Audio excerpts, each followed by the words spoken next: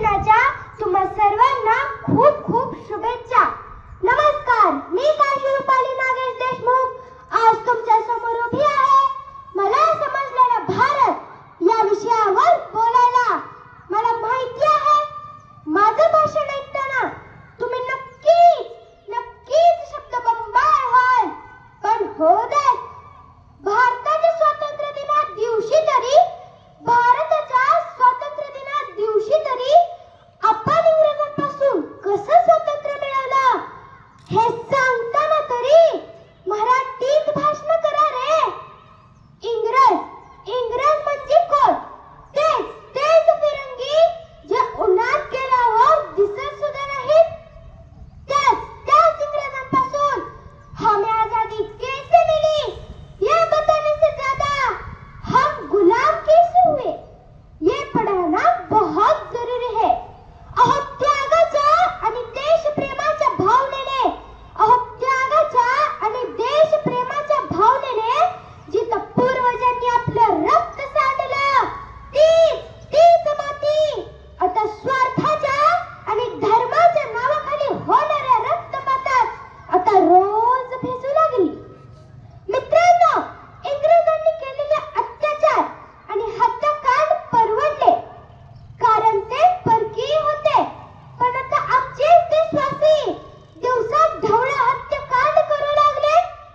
एकाच आईची लेकरं एकमेकाच्या रक्तासाठी तहानलेली असतील तर त्या आईची काय अवस्था होत असेल? जाळणारी झोपडी आणि करपणारं रक्त हे भारतीयांचंच आहे हे तुम्ही का विसरताय? अरे कुणाला कसा जाब विचारायचा? शेतकऱ्याच्या मालाला कवडी मोल भाव देऊन शेतकऱ्याला चुना, बुक्का, हळद, कुंकू सगळं लावून त्यांच्याच मरणाचे सोहळे साजरे करणारा माझा माय बाप सरकारला. पण माझा तरुण वर्ग तर शेतकऱ्याचा विचार न करता इन्स्टाच्या रील मध्ये आणि बॉलिवूडच्या गप्पांमध्ये जास्त रमतो. बॉलिवूडने मित्र हो आम्हाला दिलं तरी काय? हिंसा, नग्नता आणि अश्लीलतेशिवाय व्यसने निराशिराच्या तोंडात असते बिडी. त्यांचे अनुकरण करून बर्बाद होते आजची आमची तरुण पिढी.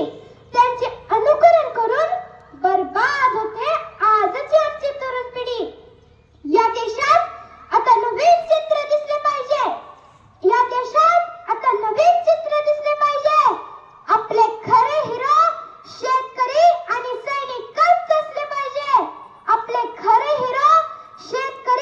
सैनिकच असले पाहिजे. अब तक जिसका खून नहीं खोला वो खून नहीं पानी है.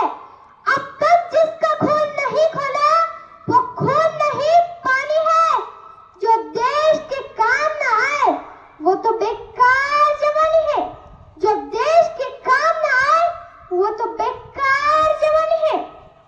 नुसतं भाषिक आणि जातीय अस्मितांमुळे महापुरुष सेलिब्रेट करायचे नसतात.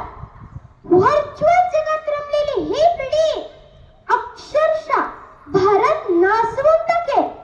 महापुरुषांच्या कोरड्या जयंत्या साजरा करताना खरं तर आम्हाला लाज वाटली पाहिजे हो.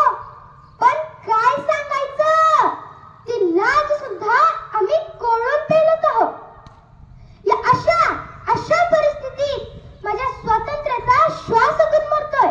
या गढूळ राजकारणाने तर देशात नुसतं वाटळ केलंय. नीट सारख्या एमपीएससी यूपीएससी सारख्या परीक्षेतला घोळ. अरे काय चाललंय माझ्या भारतात? शाळा पडू द्या, लेकरं मरू द्या, पण आधी तुम्ही मंदिरं बांधा. अरे हा तिरंगा म्हणजे माझ्या देशाची शान आहे. या तिरंग्यापायी कित्येकांनी भरला संसार सोडला, कित्येकांनी कारावास भोगला. तर सुभाषचंद्र बोस भूमिगत होऊन हिंडला तेव्हा कुठे इंग्रजांनी हा देश सोडला. पण कशात काय आणि फटक्यात पाय. पुढाऱ्यांनी देशात केलेत नुसतं घोटाळा घोटाळा घोटाळा आणि देशाचं केलंय नुसतं वाटोळ वाटोळ वाटोळ. लढणारी पिढी लढली हो, आता फक्त ते आपल्याला जपायचंय. लढणारी पिढी लढली हो, आता फक्त ते आपल्याला जपायचंय. अरे आज हा तिरंगा जातीत धर्मात रंगात विभागला गेला. कधी देश भगवा, कधी हिरवा, तर कधी निळा झाला. रंगाच्या गर्दीत मात्र तिरंगा कुठेतरी हरवून गेला.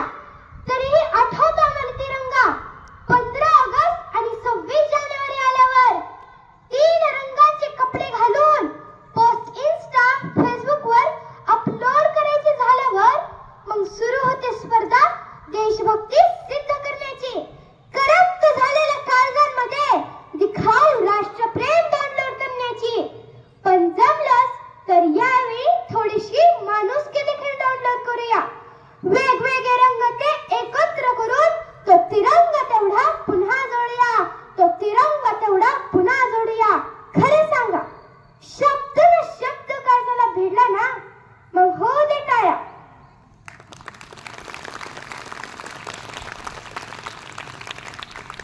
जय हिंद, जय Bharat, Vande Mataram.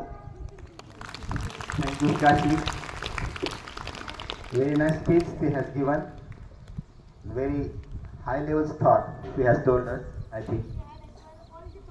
Yes, and she has acquired all the thoughts like the college students, I think.